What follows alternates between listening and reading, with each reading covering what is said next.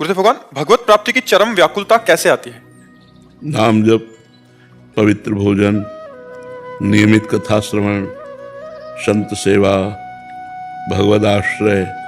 इससे जब हम संत सेवा, संतों के वचनों का पालन करना, खूब नाम जप करना, भगवत प्रसाद स्वरूप भोजन पाना, भगवान को भोग लगा के रात दिन भगवान का चिंतन करना, नियमित भगवान की कथा सुनना।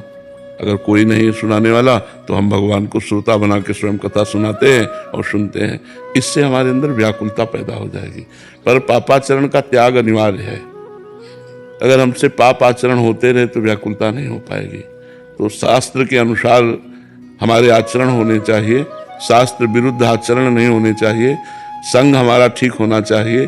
भगवान की व्याकुलता तभी होती है जब हम मलिनता से दूर हो जाते हैं। माया का कार्य है मलिनता, तो माया से मुक्त पुरुष ही भगवत व्याकुल होता है। प्रेम की जो विरह की अवस्था है वो माया मुक्त पुरुष में होती है। जो माया युक्त पुरुष है, माया रुमोर तोर तय माया, इसमें जहाँ इंद्रियों का विलास है, परिवार का मोह है, शरीर से राग है, भोगों के प्रति राग है, वहाँ भगवत प्राप्ति की लालसा ही नहीं होती।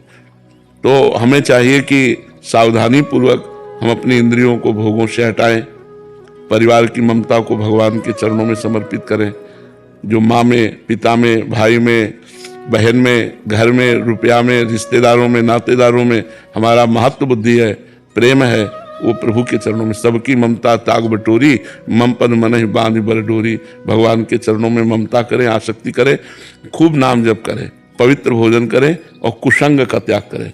जैसे देवर्षि नारद जी से पूछा गया, कस तरति मायाम, माया से कौन तरता है, कौन तरता है? तो उन्होंने कहा, यो संगास त्यजति, जो संग का त्याग कर देता है। किसी भी तरह से किसी से कोई संबंध नहीं, अंदर से। बाहर से तो व्यवहार में सबसे बर्ताव करना पड़ता है, पर आंतरिक हमारा किसी से कोई संबंध नहीं। जैसे मीरा जी कहती, मेरे तो गिरधर गोपाल दूसरों न कोई। ये बात अंदर आनी चाहिए कि भगवान श्री कृष्ण के सिवा मेरा कोई नहीं, प्रियाजू के सिवा मेरा कोई नहीं। अंदर ये बात जब आ जाए तो फिर धीरे धीरे सब बातें सुधरने लगती। पहले मूल बात आवे ना कि मैं प्रभु का, प्रभु मेरे, प्रियाजू मेरी। तो हम अभी हमारा मेरापन बहुत जगह बटा हुआ है।